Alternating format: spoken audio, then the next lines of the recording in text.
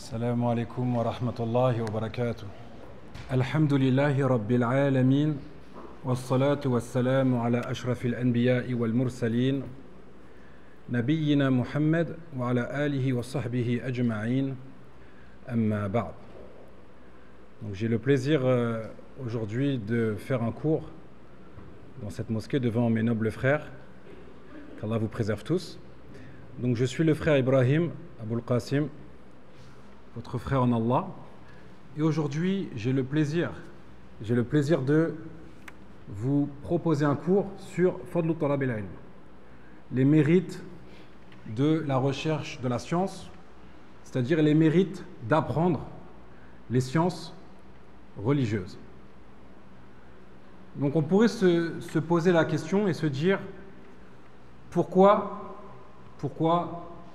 faire un cours pour connaître les mérites de la science, puisque je pense que pour tout le monde c'est clair que le fait d'apprendre, d'étudier la religion, c'est une chose bien. Je pense qu'il n'y a pas de doute à ce sujet-là. Seulement, il faut savoir que celui qui connaît la valeur d'une chose et les mérites d'une chose, alors il sera plus à même de vouloir s'y précipiter. Et donc, il sera plus motivé pour apprendre cette science-là. Et il va redoubler d'efforts dans sa recherche de science, bi'idhnillah. Et en effet, à ce propos, Allah subhanahu wa ta'ala dit قُلْ هَلْ يَسْتَوِي الَّذِينَ يَعْلَمُونَ وَالَّذِينَ لَا يَعْلَمُونَ إِنَّمَا يَتَذَكَّرُ أُولُو الْأَلْبَابِ. Dans une traduction relative, dit sont-ils égaux ceux qui savent et ceux qui ne savent pas? Seuls les doués d'intelligence se rappellent. Une traduction relative du sens du verset. De même que le vivant n'est pas semblable au mort, ni celui qui entend n'est pas semblable à celui qui est sourd. De la même manière, celui qui est voyant, qui a la vision, n'est pas comparable à celui qui est aveugle. Et donc, concernant la science religieuse, effectivement, celui qui a recherché la science, qui a obtenu la science, qui possède une science, n'est pas comparable à celui qui ne sait pas. Car la science religieuse est une lumière par laquelle l'homme est guidé et par laquelle il sort des ténèbres vers la lumière. Par la science, Allah Ta'ala élève qui il veut parmi ses créatures. Il dit à ce sujet يرفع الله الذين آمنوا منكم والذين أوتوا العلم درجات والله بما تعملون خبير. Allah élèvera en degré ceux d'entre vous qui auront cru et qui auront reçu le savoir. Allah est parfaitement connaisseur de ce que vous faites. Dans une traduction relative du sens du verset. Donc en effet, les gens de science sont loués. Donc on voit ici, on a vu déjà dans ce verset-là, mais il faut savoir que dans de nombreux versets, dans de nombreux hadiths, les gens de science, ils sont loués. Il y a un mérite particulier pour la science, pour les gens qui recherchent cette science. Chaque fois qu'ils sont mentionnés, c'est en bien. Telle est la forme d'élévation dans ce bas monde. Donc dans ce bas monde, on remarque qu'ils sont élevés en degrés. Les personnes qui recherchent la science. Allah Ta'ala parle d'eux en bien. À chaque fois qu'il parle des gens qui recherchent la science, il parle d'eux en bien, dans les versets ou dans les hadiths.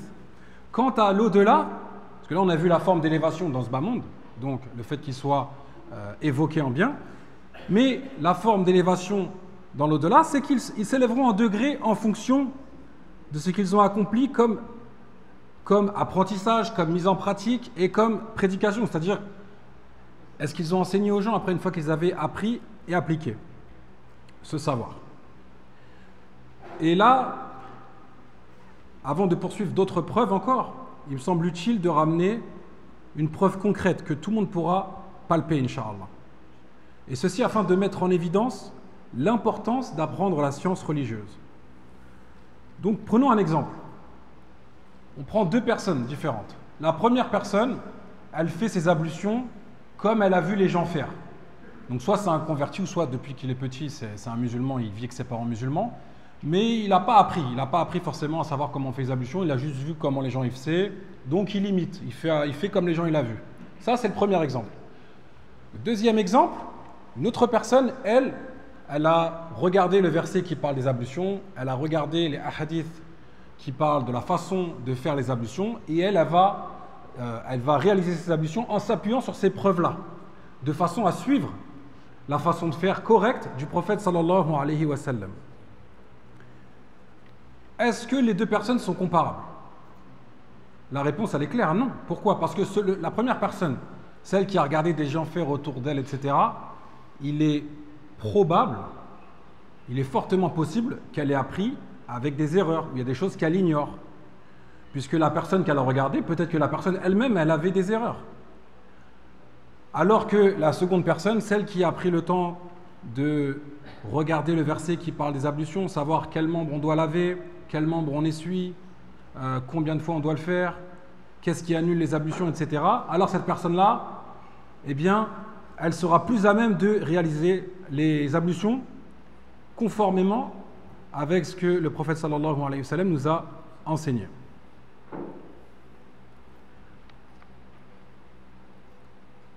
Donc, on se pose la question maintenant, est-ce que nous, on reste sur l'exemple des ablutions, est-ce que nous, lorsqu'on fait les ablutions, est-ce qu'on se suffit de peut-être, pour les plus jeunes, de quelques années, où on regarde nos parents, où on regarde les frères à la mosquée quand on va dans la salle d'ablution, est-ce qu'on se suffit de ça? Pour les plus anciens, est-ce qu'on se suffit de 10 ans, 20 ans, 30 ans où on regarde les autres faire? On ne sait pas trop. On n'a jamais regardé vraiment le verset, les hadiths qui expliquent comment faire les ablutions. Ou est-ce qu'on va faire l'effort d'apprendre justement comment faire les ablutions? Et il y a des choses qui sont obligatoires pour tout musulman. Comme la prière, c'est une obligation pour tout musulman, pubère et doué de raison, alors comme les ablutions sont une condition pour pouvoir effectuer la prière, alors on est obligé d'apprendre ça correctement. Imaginons une personne a fait ses ablutions depuis 20 ans et elle ne savait pas, par exemple, qu'il fallait laver un membre. Par exemple, elle ne savait pas qu'il fallait laver le nez aussi, elle ne savait pas. Elle faisait que la bouche, par exemple. Donc ça, c'est un réel problème. C'est pour ça qu'on se doit d'apprendre. Il y a des choses, c'est obligatoire qu'on apprenne ces choses-là, comme les ablutions, la prière, etc. Et après, il y a d'autres sciences où ce n'est pas obligatoire. S'il y a une partie de la communauté qui va apprendre cette science, alors le reste de la communauté n'est pas obligé d'apprendre cette science-là. Donc c'est pour ça que quand on apprend ça, on se motive. Et peut-être, certains d'entre vous ont déjà fait cet effort-là d'apprendre. Là, on parlait des ablutions, mais en vérité, même pour la prière ou pour d'autres choses. Et ceux qui ne s'y sont pas encore penchés, alors c'est un conseil. On les motive et on les enjoint à apprendre. Sachant que, alhamdoulilah, ici vous avez une mosquée où il y a des cours qui sont dispensés par notre frère, le Cheikh Abdel Malik, qu'Allah le préserve. Donc il y a pas mal de cours qui sont dispensés. Donc, alhamdoulilah, vous avez une opportunité, vous habitez dans un endroit, dans une ville où il y a une mosquée qui enseigne, il y a des cours qui sont dispensés pour enseigner la religion. Donc il faut s'y précipiter. Autre chose, et au fait, je rappelle ça aussi parce qu'il faut savoir qu'il y a beaucoup de personnes qui habitent dans des zones reculées. Où ils n'ont pas de mosquée comme ça, où il y a des cours qui sont donnés. Ils habitent soit à la campagne, ils habitent soit dans des zones où il y a peut-être des mosquées, une petite mosquée, mais il n'y a pas de cours. Donc c'est compliqué pour eux. C'est compliqué pour eux d'apprendre la science. Donc quand on voit qu'on a une facilité, qu'il y a des cours qui sont donnés, alors ça serait vraiment un gâchis de ne pas en profiter. Et qu'Allah Ta'ala vous récompense. Aujourd'hui, vous avez fait l'effort de venir. Vous pouviez très bien, après la prière, vous lever et partir vaquer à vos occupations. Vous avez fait l'effort de rester et qu'Allah Ta'ala vous récompense pour cela et vous augmente en science. Car, alhamdoulilah, il faut savoir qu'il y a des gens, peut-être, ils habitent proche d'une mosquée, il y a des cours qui sont donnés, ils ne vont jamais en profiter en vérité. Donc ça, c'est une grande perte. C'est une très, très grande perte. Et à l'inverse, si par exemple, à côté, il y avait un très bon restaurant, une très bonne boulangerie ou quelque chose de la dunya très bien, peut-être que ça, il ne va jamais le manquer. Donc, c'est un rappel pour nous tous de se précipiter vers les bonnes actions, vers l'apprentissage de la science, et chacun selon ses capacités. Déjà, la personne, si elle peut venir une fois par semaine à un cours, parce que peut-être qu'elle a du travail, elle a des occupations familiales, eh bien, alhamdoulilah, une fois par semaine, si elle est assidue dans cela, on espère qu'Allah Ta'ala va lui donner une grande récompense dans cela et va augmenter sa science petit à petit. Bi'idhnillah. Un autre point, c'est que la science, l'apprentissage de la science permet la bonne intention. Car, comme nous le savons, l'intention est une condition de validité. Là, on revient à l'exemple des ablutions, par exemple. On met l'intention de faire les ablutions, on met l'intention de faire la prière. Et d'autres adorations, comme le hajj, la umrah, le jeûne. Alors, il convient de faire attention à ce point. Et de prendre conscience que lorsqu'on va effectuer une adoration, alors il faut placer son intention et le faire exclusivement pour Allah subhanahu wa ta'ala. Et ceci nous ramène à un point très très important. Et si parmi tout ce qu'on va voir, vous pouvez ressortir au minimum avec ça, sachez que vous serez ressorti d'ici avec un trésor. Un point très très important. Alors, je vous enjoins à être attentif. En effet, parmi les conditions, les deux conditions de validité de l'œuvre, de l'adoration, lorsqu'on va effectuer une adoration, il faut deux conditions pour que l'œuvre elle soit acceptée. Et là, je pense, si je demande à chacun d'entre vous, est-ce que tu veux que ton adoration elle soit acceptée? Je pense que personne ne va me dire non, non, mais je ne veux pas.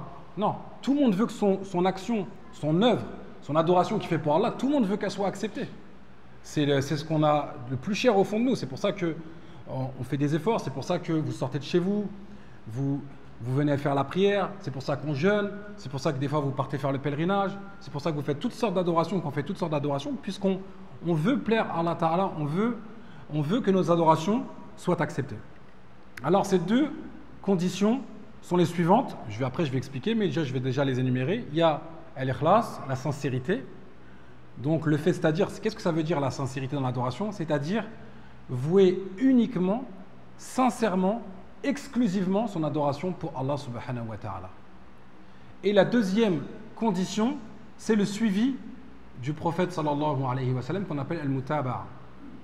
C'est-à-dire se conformer, effectuer l'adoration comme le prophète sallallahu alayhi wa sallam le faisait, comme il nous l'a enseigné. Et je vais un peu plus détailler après, Inch'Allah. Il faut savoir qu'il y a certains savants qui rajoutent une troisième condition au préalable, c'est le fait d'être musulman. Donc, il y a d'autres savants qui ne le précisent pas parce que forcément, un non-musulman, même s'il vient, il fait la prière, s'il n'est pas musulman, ça ne compte pas. Son œuvre, elle ne compte pas. Il faut être musulman pour que l'œuvre soit acceptée. Et alhamdoulilah, celui qui n'est pas musulman, si vous connaissez des gens autour de vous qui ne sont pas musulmans, ils veulent devenir musulmans, c'est très simple de devenir musulman. Il suffit de réciter la shahadatayn, la double attestation, pour devenir musulman, avec les conditions, bien sûr, qui vont avec. Donc là, je vais un peu plus détailler les deux conditions. Donc on va prendre l'exemple de la prière. Imaginons une personne qui fait la prière. Pour que sa prière soit acceptée, donc elle est musulmane, comme on l'avait vu, et la première condition qui nous intéresse là en premier, c'est al-ikhlas, la sincérité. Ça veut dire que cette personne-là, lorsqu'elle va faire sa prière, lorsqu'elle va effectuer sa prière, elle l'effectue sincèrement, exclusivement pour Allah Ta'ala. Donc, elle ne le fait pas pour plaire aux gens, elle ne le fait pas pour recevoir des avantages, pour recevoir des éloges, pour recevoir un poste. Elle le fait uniquement et sincèrement pour Allah Ta'ala. Donc ça c'est très important, puisque celui qui ne le fait pas pour Allah Ta'ala, il n'accepte pas une œuvre qui n'est pas faite exclusivement pour lui. Et donc ce qu'on peut constater, c'est que celui qui ne va pas faire son adoration, sa prière uniquement pour Allah Ta'ala, ça veut dire qu'il va commettre du shirk, de l'association. Et ça c'est très grave. Il y a du shirk mineur et majeur. Donc là par exemple dans la prière, on va prendre l'exemple de quelqu'un, et qu'Allah nous en préserve, quelqu'un qui fait sa prière, mais il le fait pour Allah, mais il veut se montrer un petit peu aux gens, il veut embellir sa prière pour que les gens lui fassent des compliments, ils lui disent Masha'Allah, tu fais bien la prière, tu restes longtemps en ruku, tu restes longtemps en sujoud, etc. Donc celui qui agit comme ça, alors lui, il aura commis de l'association mineure. Ça veut dire que son œuvre, elle n'est pas exclusivement vouée à Allah subhanahu wa ta'ala. Donc son œuvre, elle n'est pas acceptée. Allah Ta'ala, il n'accepte pas son œuvre. Et parfois, je donne un exemple, on va donner un exemple mondain. Imaginez-vous, je vous amène une très belle boisson, une boisson magnifique. Donc là, on va dire, vous êtes dans le désert, je vous ramène une belle boisson, on va dire de l'eau fraîche, bien fraîche, de l'eau vraiment très rafraîchissante. Et je vous dis par contre, attention, dans l'eau, il y a une petite goutte d'urine. Il y a une petite goutte d'urine, mais l'eau, elle est très bonne. 99% de l'eau, elle est bonne, mais il y a une petite goutte d'urine. Est-ce que vous allez boire cette eau-là? Personne ne va boire ça, parce que c'est répugnant, c'est de l'impureté. Alors, on revient à notre exemple religieux, le shirk, c'est de l'impureté. L'association, c'est de l'impureté.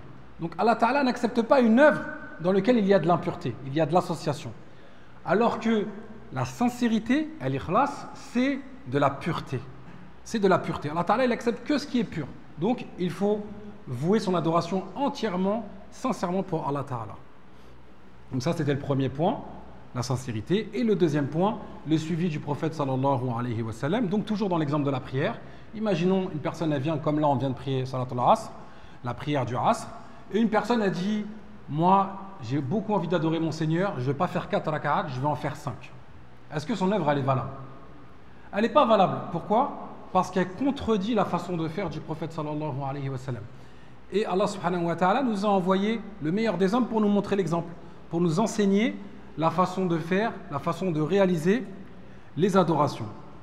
Donc vous voyez à travers cet exemple de la prière, j'espère que c'est plus clair pour vous de comprendre ces deux points qui sont la sincérité, al-ikhlas, et al-mutaba'a, le suivi du prophète sallallahu alayhi wa sallam, qui est en réalité le fait de se conformer à la façon de faire du prophète sallallahu alayhi wa sallam. Si le prophète sallam il faisait une adoration comme cela et qu'il nous a indiqué de la faire comme cela, alors on le limite et on la fait de la même manière que lui. Et nous avons la preuve de cela dans le verset suivant. فَمَنْ كَانَ يَرْجُو لِقَاءَ رَبِّهِ فَلْيَعْمَلْ عَمَلًا صَالِحًا وَلَا يُشْرِكْ بِعِبَادَةِ رَبِّهِ أَحَدًا. Quiconque donc espère rencontrer son Seigneur, qu'il fasse de bonnes actions et qu'il n'associe dans son adoration aucun autre à son Seigneur. Est-ce que vous savez c'est dans quelle sourate ce verset-là? Sourate Al-Kahf, ahsantum. C'est le dernier sourate, c'est le dernier verset pardon, de la sourate Al-Kahf. Donc je répète la traduction relative. Quiconque donc espère rencontrer son Seigneur, qu'il fasse de bonnes actions. Donc ça correspond à quoi qu'il fasse de bonnes actions? La sincérité ou le fait de faire les actions comme le prophète sallam nous l'a enseigné? Je vais donner la suite, vous allez trouver. Et le deuxième point, et qu'il n'associe rien dans son adoration à son Seigneur. Donc, et qu'il n'associe rien dans l'adoration à son Seigneur, ça c'est quel point? C'est la sincérité. Et donc le premier point, qu'il fasse des bonnes actions, ou on peut traduire par qu'il fasse des bonnes œuvres, ça correspond à quoi? À la mutaba'a, à la conformité, c'est-à-dire à la façon de faire du prophète sallam. Effectivement, celui qui fait une action qui est contraire, qui est différente de la façon de faire du prophète sallam, par exemple il fait 5 unités de prière pour le As, c'est pas une bonne œuvre, on ne peut pas dire que c'est une bonne action. Donc vous avez vu dans ce verset, on a la preuve de ces deux points. Parmi les grands mérites de la science également, donc il y en a plein, hein, on va pas forcément tous les citer, mais on va en citer quelques-uns, Inch'Allah, il y a le fait que la science est l'héritage des prophètes.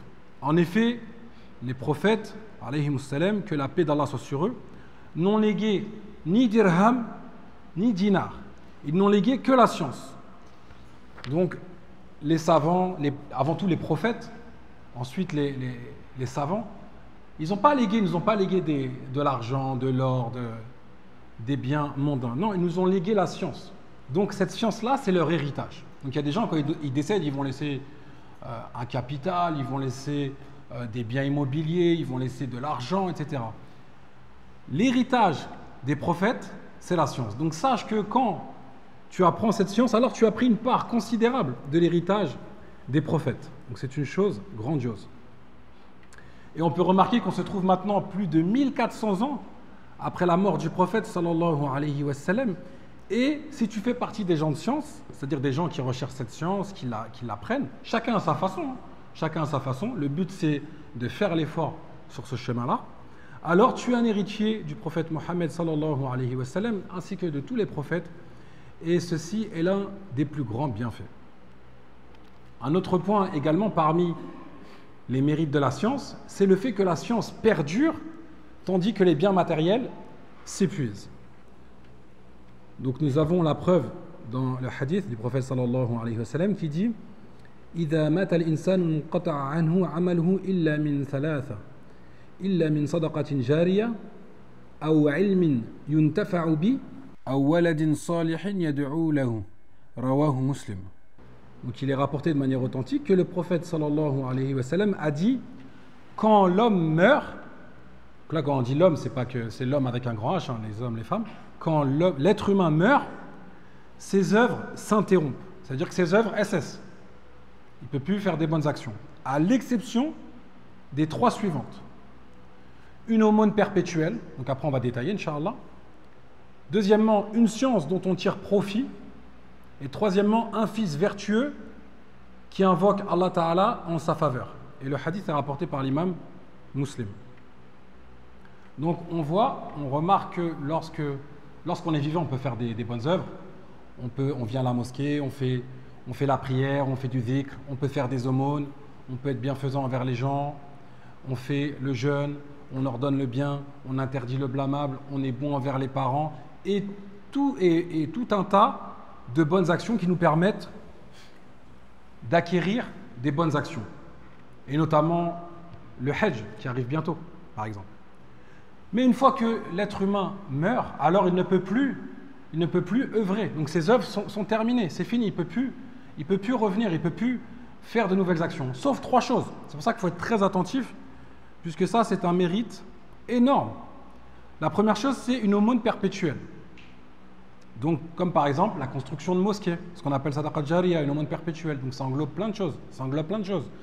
La construction d'une mosquée, ou une école où les enfants, par exemple, ou les adultes vont apprendre le Coran, ou encore un puits, où les gens ils vont en bénéficier pour boire de l'eau, ou encore, par exemple, quelqu'un qui va laisser une terre agricole, et il va dire qu'après sa mort, ce qui va être cultivé dans cette terre, ça va aller pour les pauvres, ou les orphelins, par exemple.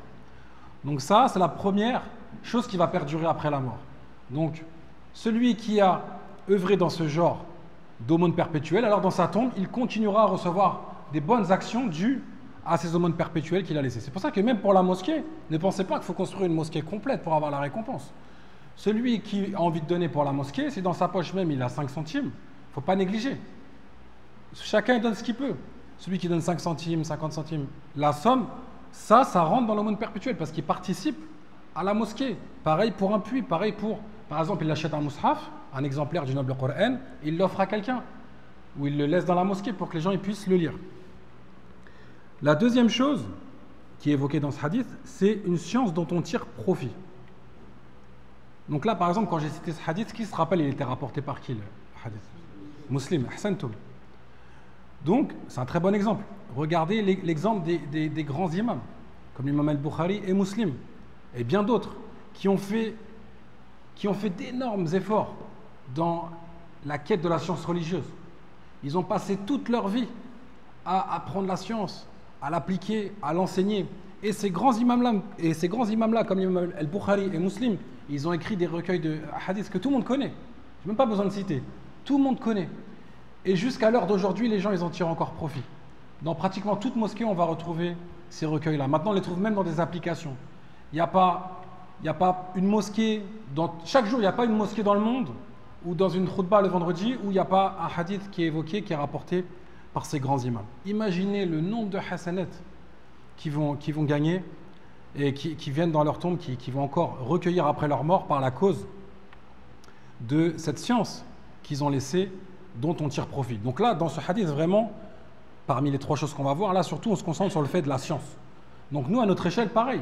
Celui qui va apprendre la science et qui va peut-être l'enseigner à son frère, à son fils. Il ne faut pas négliger, ça peut être une sourate, ça peut être comment faire les ablutions, ça peut être comment faire la prière. Eh bien, même après cela, ou celui par exemple qui donne des cours, qui écrit un petit livre, ou qui enregistre des cours audio, ou autre chose, eh bien, même après sa mort, bi'idhnillahi ta'ala, il va recevoir la récompense parce que les gens ils vont tirer profit de cette science qu'il a laissée.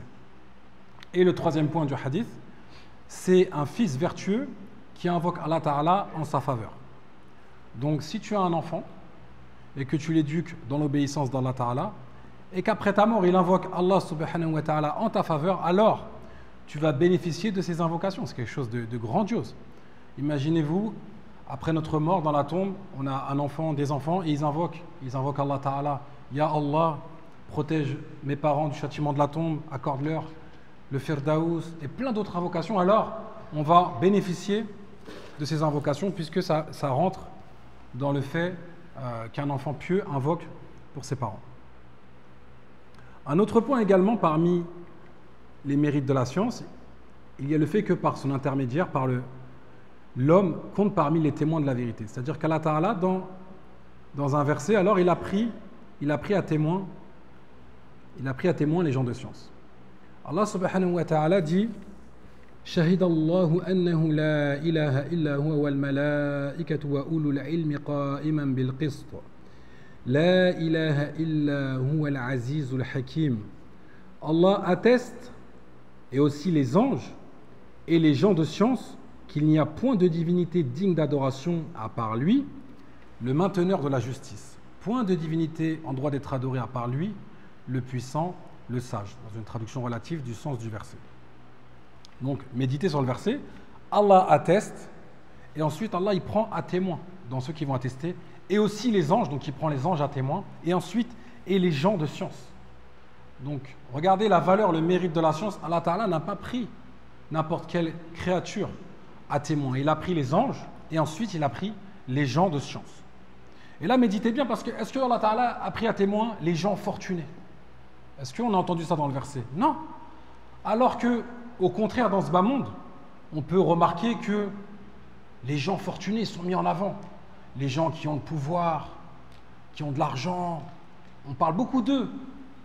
Dans les journaux, dans les médias, dans les réseaux sociaux, ils sont mis en avant, ils sont invités. Les gens les prennent pour exemple. Ils disent, oh, tu as vu telle personne, elle a des milliards, telle personne. Il a tel moyen de locomotion, il a telle maison, il a ça. Tel joueur de foot, il gagne tel salaire, il gagne... En vérité, Allah subhanahu wa ta'ala ne les a même pas évoqués, ces gens-là. Il a évoqué les anges et ensuite les gens de science. Donc, ne vous faites pas leurrer, ne soyez pas trompés par ce bas monde. Ce n'est pas celui qui est le plus mis en avant dans ce bas monde. Il est sous les projecteurs, sous les caméras, il gagne beaucoup d'argent, etc. Ne soyez pas trompés, parce que la plupart des gens, la masse des gens, ils se font tromper. Quand ils voient ces gens-là, ils les prennent pour exemple, pour modèle. Alors que, peut-être ces gens-là, ils ne valent rien auprès d'Allah Ta'ala. Donc, concentrez-vous sur la parole d'Allah Ta'ala qui prend à témoin les anges et ensuite les gens de science. Et regardez que ce trésor, l'importance réelle de ce bas monde, c'est la science religieuse. Et il te suffit comme fierté, toi qui apprends la science, de savoir que tu as été compté parmi ceux qui témoignent de l'unicité d'Allah Ta'ala avec les anges. Ça, c'est un énorme mérite.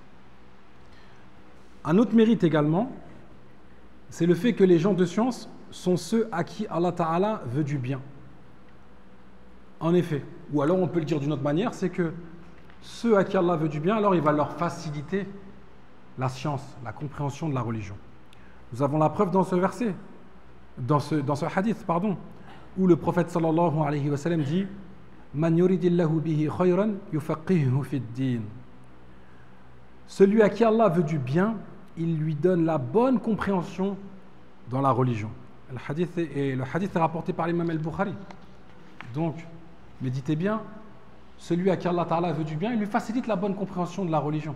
Donc, c'est un énorme mérite de savoir que celui qui est en train d'apprendre sa religion, il prend du temps sur sa semaine pour ouvrir des livres, pour lire le Coran, pour lire des ouvrages de sciences, pour venir à la mosquée assister à des cours de sciences. Il prend son temps, il apprend petit à petit la religion, la bonne compréhension de la religion, selon le Coran et la Sunna avec la compréhension des pieux prédécesseurs. Sachez que ceux-là sont les gens à qui Allah Ta'ala veut du bien. Et également, comme certains savants l'expliquent, on peut aussi comprendre à l'inverse que ceux à qui Allah Ta'ala ne veut pas du bien, alors il ne leur facilite pas la bonne compréhension de la religion. Combien de personnes on peut voir, les années passent, les décennies passent, et ils ne comprennent pas la religion. Ils ne s'intéressent pas, ils ne cherchent pas à apprendre. Donc, il se peut que ces gens-là, Allah Ta'ala ne leur veulent pas du bien pour des raisons que seul Allah Ta'ala connaît. Et on demande qu'Allah Ta'ala les guide et nous guide, et on souhaite le bien pour nos frères. On souhaite le bien pour nos frères.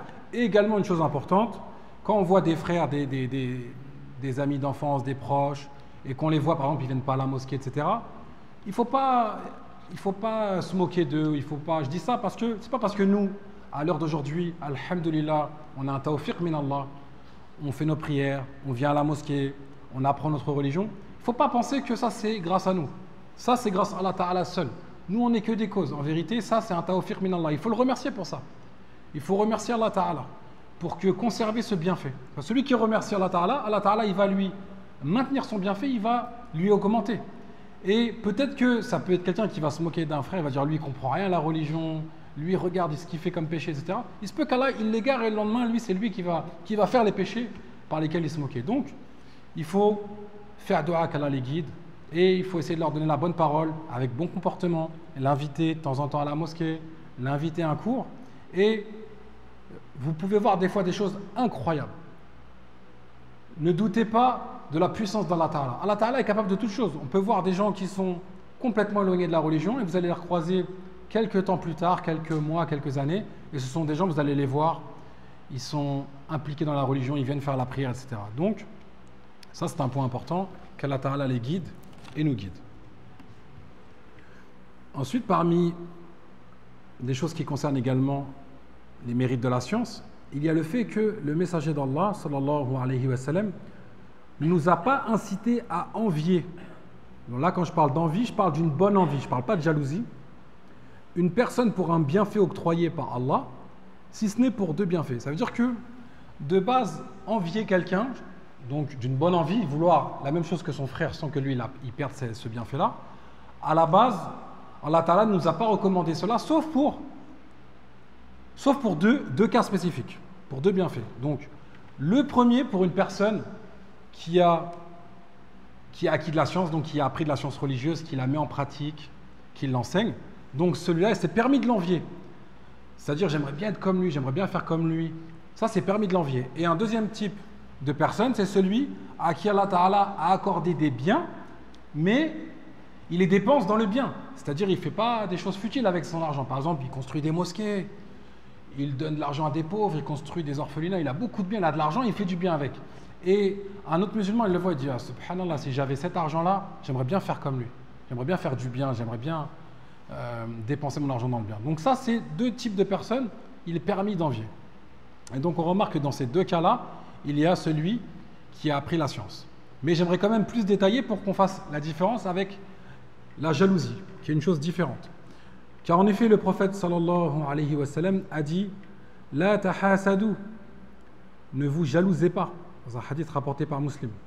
Et lorsqu'il nous a dit dans ce hadith « Ne vous jalousez pas », car il faut savoir que la jalousie, c'est une des choses qui cause le plus de division entre les musulmans. C'est une catastrophe dans notre société. Et c'est un fléau très dangereux. Qu'est-ce que ça signifie la jalousie? Al-hasad, c'est le fait de désirer que le bien possédé par celui qui est jalousé s'arrête. Aussi bien que le jaloux désire que ce bienfait lui revienne ou qu'il revienne à personne. Donc par exemple, on va dire un exemple pour mieux comprendre, une personne qui voit un autre, il voit son frère, il a une belle voiture, une très belle voiture et tout, et ça lui fait du mal, il se dit ah, il a une belle voiture, moi je ne l'ai pas, et là il est jaloux, et il aimerait que cette personne-là, elle n'ait plus cette voiture. Soit que cette voiture-là, il ne l'ait plus, donc on prend l'exemple d'une voiture, mais ça peut être de l'argent, ça peut être des enfants, ça peut être d'autres choses. Il aimerait qu'il ait plus ces bienfaits-là pour les avoir lui à sa place. Ou alors même qu'il les ait pas, même si personne ne les a, mais il ne veut plus qu'il les ait. Donc là, là c'est grave. Là c'est grave, ça c'est interdit ça. Donc de voir son frère et de l'envier sur ça et de vouloir qu'il perde son bienfait. Donc on voit bien la différence avec les deux cas qu'on a cités avant. Les deux cas qu'on a cités avant, c'est l'envie d'avoir pareil que son frère dans la science ou dans les biens qu'il utilise dans des bonnes choses, mais sans qu'il perde ces bienfaits-là. C'est-à-dire on va avoir comme lui, mais sans que lui il les perde. Donc si, ça c'est un conseil pour nous tous, qu'Allah nous préserve de la jalousie. Et ça, il faut combattre ça les frères. Parce que Shaitan, justement, il veut qu'on soit jalouse. Il veut qu'on soit jalouse. Et la jalousie, ça cause des choses graves, hein. Ça cause des disputes, ça peut causer des meurtres. Des gens qui ont tué des gens de leur propre famille parce qu'il avait des biens, il avait réussi dans la dunya et pas lui. Ou des femmes, par exemple, elle voit qu'une autre sœur elle a des enfants et pas elle, elle peut lui vouloir que ses enfants, elle ait plus ses enfants, l'autre sœur. Des choses graves, les frères. Donc Allah nous en préserve. C'est pour ça que lorsqu'on voit un bienfait chez notre frère, alors on invoque Allah Ta'ala en sa faveur pour qu'Allah Ta'ala il le bénisse. On dit par exemple Allahumma barik, tabarakallah, qu'Allah te bénisse ce que tu as mon frère. On voit un frère, il a une belle voiture, alhamdulillah, qu'Allah te le préserve ce que tu as, qu'Allah te le bénisse. Allahumma barik, qu'Allah te rajoute mon frère. Il ne faut pas être jaloux. Sachez que Allah Ta'ala, il donne à qui il veut. Donc même celui qui est jaloux, il veut que son frère il enlève son bienfait, ça ne va pas t'apporter plus à toi. Celui qui veut la même chose, alors il demande qu'Allah Ta'ala, il le compte de bienfaits. Il dit, Ya Allah, accorde-moi des bienfaits et permets-moi de t'obéir avec ces bienfaits. Parce que si c'est pour être riche, avoir des bienfaits, avoir une belle voiture, etc., mais après tu vas plus à la mosquée, tu fais plus la prière, tu remercies pas Allah Ta'ala, tu n'utilises pas ces biens dans ce qu'Allah Ta'ala t'a ordonné, alors c'est pas quelque chose de bénéfique. Donc il faut demander à Allah Ta'ala des bienfaits, des choses qu'on va utiliser dans son obéissance. Donc c'est pour cela que dans le hadith, le prophète sallallahu alayhi wa sallam a dit: la jalousie est interdite sauf dans 2 cas. Un homme à qui Allah a accordé des bienfaits, donc là en vérité là, on a traduit jalousie, mais c'est plus de l'envie, de la bonne envie en vérité. Un homme à qui Allah a accordé des biens ainsi que l'aptitude à les dépenser correctement. Donc comme on l'a dit, quelqu'un il a de l'argent mais il fait du bien avec. Par exemple, il va acheter les nouveaux tapis pour la mosquée, ou il va payer l'école pour les enfants, ou il va offrir de l'eau pour la mosquée, ou il va ouvrir un orphelinat, etc. Donc lui, c'est permis de l'envier. Alors, j'aimerais bien être comme lui. Allah, permets-moi d'être comme lui, de faire du bien comme lui, sans lui enlever son bienfait. Et un homme à qui Allah a accordé une sagesse, et donc il a acquis de la science, et il l'utilise dans le bien. Parce qu'on peut avoir de la science et l'utiliser dans le mal aussi. Donc une science bénéfique. Il faut toujours dire une science bénéfique. Parce que si on apprend une science et qu'on ne l'applique pas et qu'on ne l'utilise pas dans le bien, alors cette science-là n'est pas bénéfique. Et une chose aussi importante, c'est que le prophète sallallahu alayhi wa sallam a dit que celui qui va envier d'une bonne envie son frère, il va dire: ah, masha'Allah, ce frère il a de l'argent, il construit des mosquées, il paye des repas pour les pauvres, etc. Donc si tu l'envies, tu as une bonne intention, tu aimerais bien être comme lui, mais sans lui enlever son bienfait, alors le prophète sallam il dit: ils sont tous deux égaux dans la récompense. C'est-à-dire que tu vas prendre la même récompense que lui en vérité. Donc ne t'inquiète pas, ne t'en fais pas. Si toi tu n'as pas des millions d'euros pour construire des mosquées, des orphelinats, juste le fait que tu aies cette intention, cette niya, que si tu avais les mêmes bienfaits que lui de faire pareil, Allah il donne la même récompense que lui. Et pareil, lorsqu'on voit des gens de science, par exemple on voit des chouyours, comme par exemple Cheikh Souleymane al-Ruhaili, comme Cheikh Abdelrazak al-Badr, qu'Allah les préserve, et d'autres savants, quand on les voit, le travail qu'ils font, les cours qu'ils donnent, tout ce qu'ils ont fait comme effort pour cette science, et on dit: j'aimerais bien faire comme eux. Même si on sait que nous, on se dit on est peut-être des petits étudiants par rapport à eux, mais on aimerait bien prendre ce chemin-là, alors sachez que on aura la même récompense qu'eux, car on a cette bonne intention. Et ceci, donc cette bonne envie, se nomme en arabe el-ribta. El-ribta. Donc ça, c'est la bonne envie. El-ribta. Contrairement à el-hasad, qui est la jalousie. Et c'est quelque chose, le hasad, quelque chose de négatif. C'est pas quelque chose qui est bien, puisqu'on l'a vu, c'est le fait de vouloir que son frère, il perde son bienfait.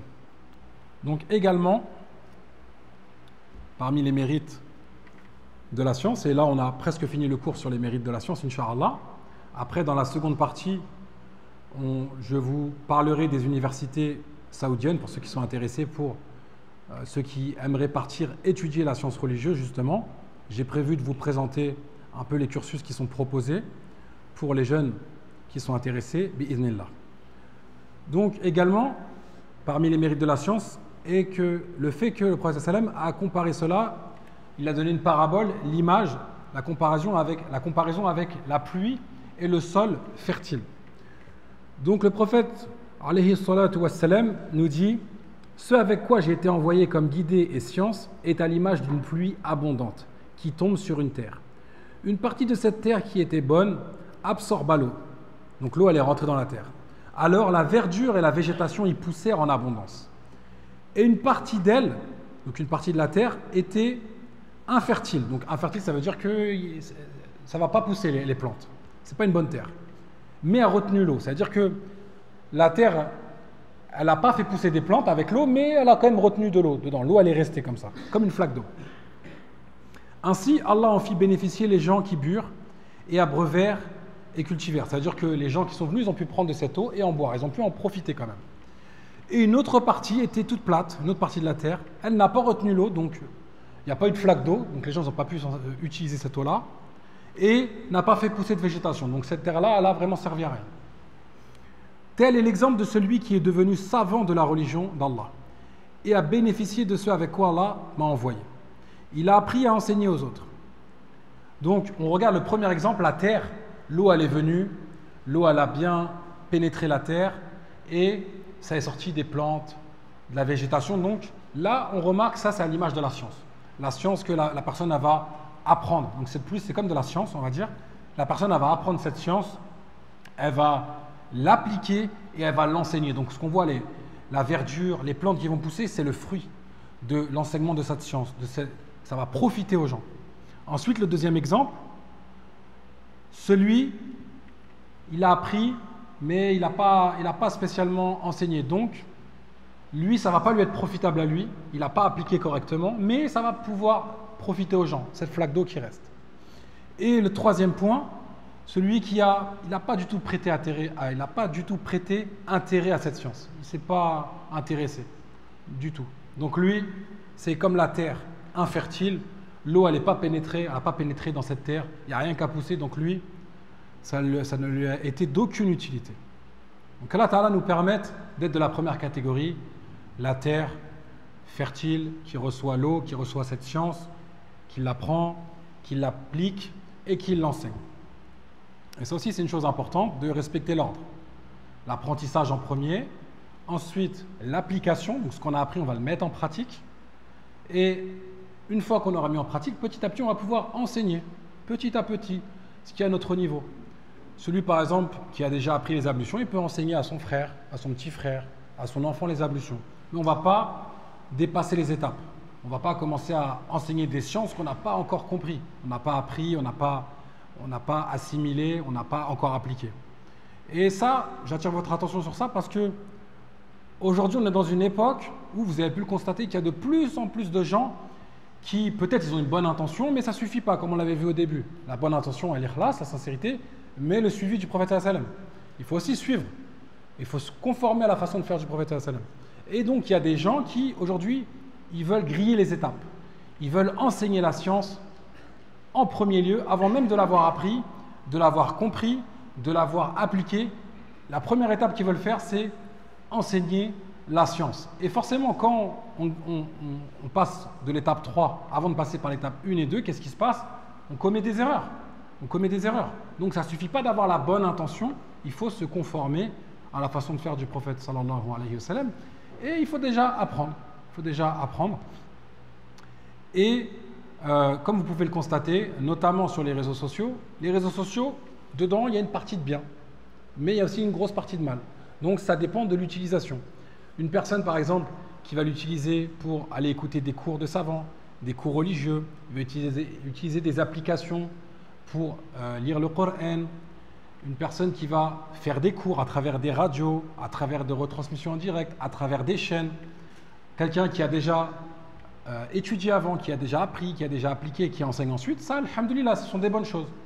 Mais attention, aujourd'hui, il y a beaucoup de gens, notamment des jeunes, qui se précipitent dans l'enseignement de la science religieuse sans avoir pris le temps d'apprendre avant. Donc, il ne faut pas être pressé d'enseigner. Il ne faut pas être pressé parce qu'on va faire des dégâts. Celui qui fait ça, il ne s'en rend pas compte parce qu'il n'a pas cette science, cette clairvoyance. C'est la différence entre un savant et un ignorant. Pourquoi? L'ignorant, il n'a pas été savant encore. Donc, il ne sait pas ce que c'est être savant. Le savant, avant d'être savant, il a été ignorant. Donc, lui, il sait ce que c'est. Donc, j'attire votre attention.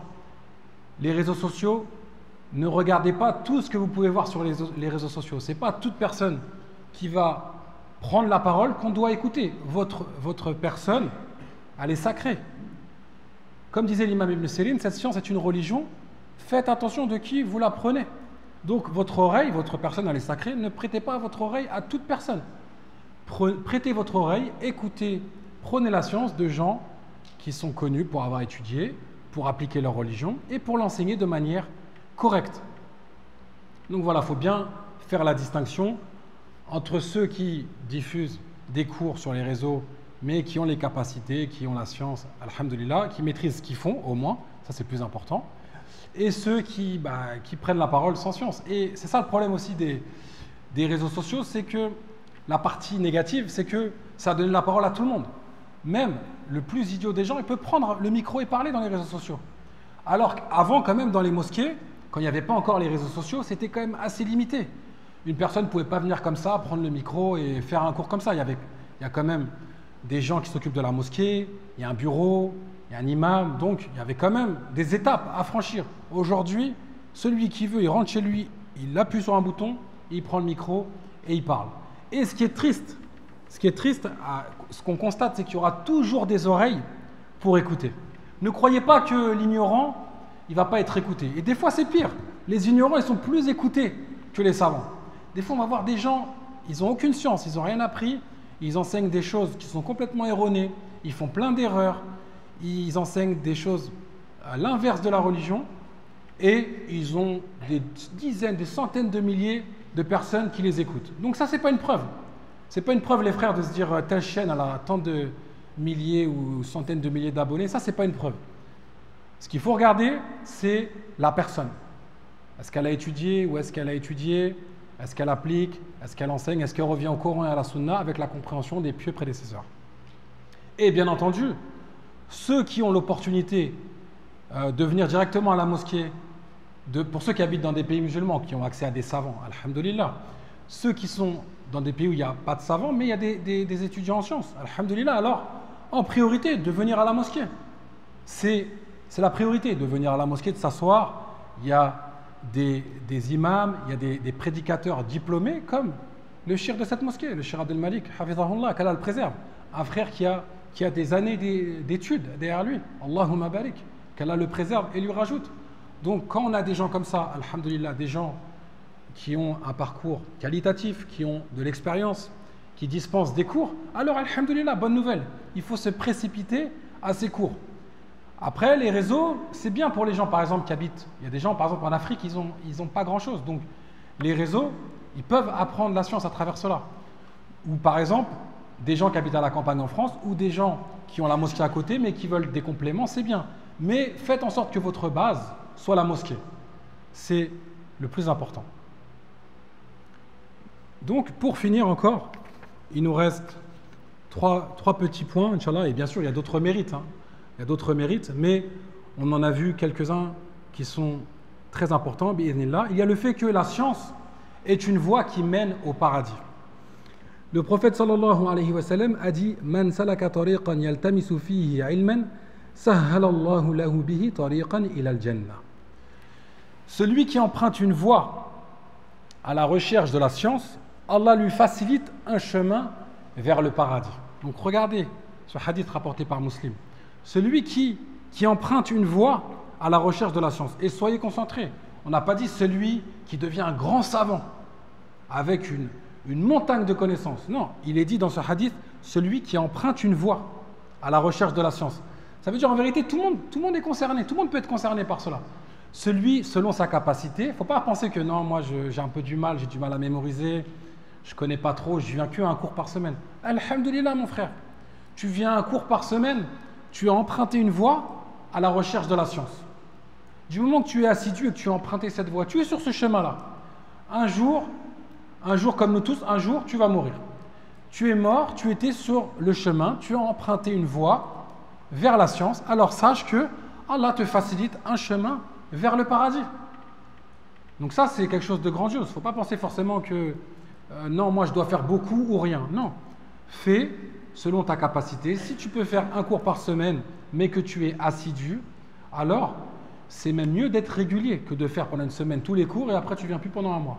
Donc la régularité, c'est très très important et encore plus important que de faire beaucoup et puis de s'arrêter ensuite. Et aussi également, ce qu'on comprend dans ce hadith, c'est que effectivement, celui qui emprunte un chemin vers la science, alors petit à petit, au fur et à mesure des semaines, des mois, des années, il va augmenter ses connaissances. Et celui qui a plus de connaissances, eh bien, il va mieux connaître son Seigneur. Il pourra l'adorer d'une meilleure façon, il pourra mieux adorer son Seigneur, et donc, il va petit à petit augmenter sa foi, réaliser les adorations correctement, il va s'améliorer et il va accomplir les obligations et délaisser les interdits, et ceci est un chemin qui mène vers le paradis. Également, parmi les mérites de la science, le fait que le savant est une lumière qui guide les gens dans leurs affaires religieuses et mondaines.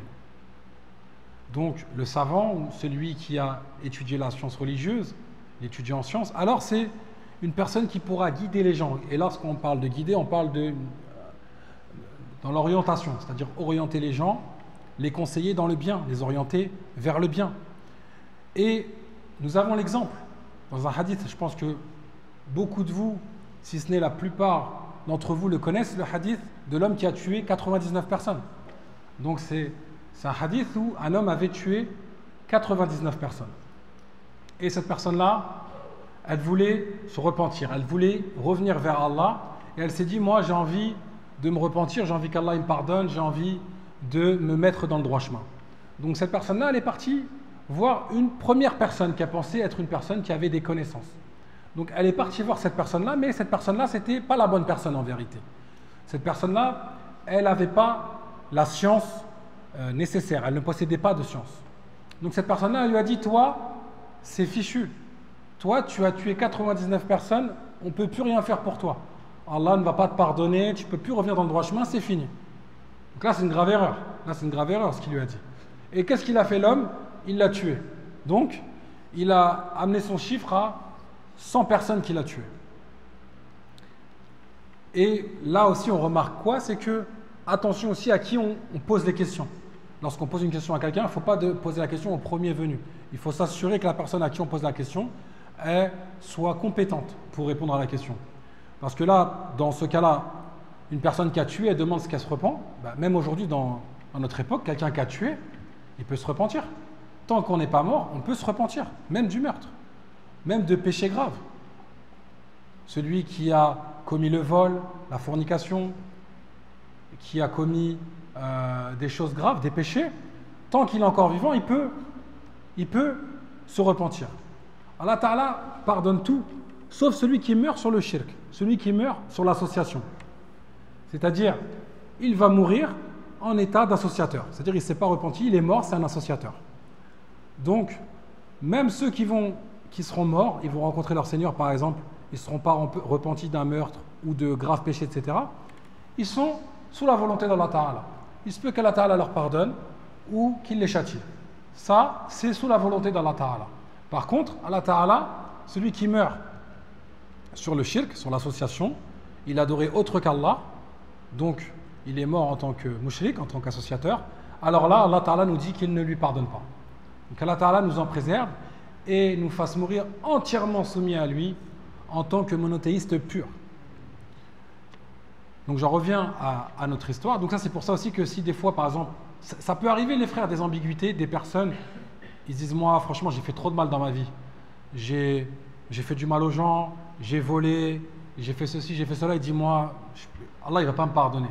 Non, les frères comme ça, il faut les rassurer. Il faut lui raconter cette histoire. L'homme qui a tué 99 personnes, il est parti voir une personne qui n'avait pas de chance. Elle lui a dit, toi, c'est fini pour toi, on ne peut rien faire. Cet homme-là, il l'a tué. Ça a amené son compteur à 100 personnes tuées. Et après, il est parti voir enfin une personne de science. Cette personne-là de science, elle lui a dit, tu peux te repentir. Elle lui a dit, bien sûr, tu peux te repentir. Tu fais taoba, tu fais le repentir, parce que pour les grands péchés, il faut faire le taoba, le repentir sincère. Donc tu fais le taoba, tu te repens, et elle lui a dit, change de terre. Change de terre, pars vers un endroit meilleur. Et ça aussi, il y a un dalil que le fait de vivre dans un endroit mauvais, avec des mauvaises personnes autour, avec des mauvaises influences, ça influe sur la personne. Ça va impacter la personne, ça aura des effets sur la personne. C'est pour ça, des fois, les frères, il ne faut pas dire, non, moi, je ne me fais pas influencer. Moi, les gens, ils n'ont pas d'effet sur moi. Non, les frères, on se fait tous influencer, à divers degrés. On se fait tous influencer. Vous pouvez le remarquer comment? Déjà, quand vous êtes avec des gens souvent, à force, vous prenez les mêmes expressions. Vous avez remarqué? On prend les mêmes expressions, les mêmes accents, les mêmes façons de parler. Donc, fréquentons des gens de bien, qui s'expriment bien, des gens qui craignent Allah, des gens qui nous recommandent le bien, qui nous incitent à obéir à Allah Ta'ala, qui nous interdisent le blâmable. Et comme ça, on est avec des gens de bien qui vont nous pousser vers le haut, qui vont nous pousser vers le bien. Et non des gens mauvais qui ont une mauvaise influence qui vont nous pousser vers le mal. Donc c'est pour ça qu'il lui a dit, change de terre. Change de terre et va vers une terre meilleure. Après, vous connaissez la suite du hadith. L'homme, il est décédé en cours de route. Et là, après, les anges sont disputés pour savoir est-ce que les anges de la miséricorde ou les anges châtiment allaient récupérer son âme. Mais là, ce que je voulais surtout dans ce point-là attirer votre attention, c'est le fait que la personne de science, alors, c'est une lumière, c'est quelqu'un qui va pouvoir guider les gens dans leurs affaires religieuses et mondaines. Donc, c'est un rôle très, très important. Et avant tout, dans nos familles. Ce n'est pas la peine de voir tout de suite loin, en se disant, moi, je vais être un grand prédicateur à l'échelle régionale. Non, non, non. Déjà, sois quelqu'un de bien dans ta famille, envers tes parents, envers ton épouse, les frères envers les frères, les sœurs envers les sœurs, dans ta famille proche. Et petit à petit, si Allah Ta'ala te facilite et t'augmente en science et en capacité, alors alhamdulillah, toi l'essentiel, tu ne dépasses pas tes capacités. Et si des gens viennent te voir et que tu ne sais pas, tu dis Allahu a'lam, la adri, je ne sais pas. Il n'y a pas de honte. Moi par exemple, il y a plus de choses que je ne connais pas que de choses que je sais. Et j'ai aucun problème avec ça. Alhamdulillah. C'est pour ça qu'il ne faut pas être gêné quand on ne connaît pas. C'est pas quelque chose où il faut avoir honte. Alhamdulillah. Et enfin, on va finir sur le dernier hadith, le dernier point, sur les mérites de la science. Et bien entendu, comme je l'ai dit, il y en a d'autres, mais naktafi bihada, Inch'Allah, on va se suffire de cela. Il faut savoir que celui qui recherche et apprend la science, les créatures d'Allah demandent pardon pour lui. قال رسول الله صلى الله عليه وسلم طلب العلم فريدة على كل مسلم وإن طالب العلم يستغفر له كل شيء حتى الحيتان في البحر. Le messager d'Allah sallallahu alayhi wa sallam a dit: apprendre la science est une obligation pour chaque musulman. Et certes, toute chose demande le pardon pour le demandeur de science. Même la baleine, on peut le traduire par le poisson, la baleine en mer. C'est-à-dire que même les poissons dans l'eau, ils vont demander pardon pour celui qui recherche la science. Donc toute chose, même le poisson. Méditez sur ce mérite énorme, celui qui va rechercher la science. Lorsque tu prends ce chemin pour t'asseoir à la mosquée, tu vas consacrer 1 heure de ton temps, tu vas t'asseoir, tu aurais pu faire d'autres choses. Eh bien toi, tu choisis de donner ton temps pour Allah, pour apprendre ta religion. Alors sache que toute chose va demander pardon pour toi, même le poisson dans l'eau. Et ceci est un énorme bienfait, est un énorme mérite, comme tous les autres mérites qu'on a vus. Et comme je l'ai dit, il y a évidemment plein d'autres mérites que je n'ai pas pu tous citer. هذا والله أعلم وصلى الله على نبينا وسلم سبحانك اللهم وبحمدك أشهد أن لا إله إلا أنت أستغفرك وأتوب إليك. Barakallahu fikum les frères. Donc je laisse peut-être 1 ou 2 minutes s'il y a des frères qui veulent y aller, alhamdulillah. Vu que là, la deuxième partie, je vais faire une présentation, comme je l'avais dit, des universités saoudiennes, Inch'Allah, pour ceux qui sont intéressés par le cursus. Donc s'il y a des frères qui ont des obligations, qui doivent y aller, n'hésitez pas les frères. Qu'Allah vous préserve. Barakallahu fikum pour votre présence et pour votre écoute. Jazakumullahu khairan wa barakallahu fikum.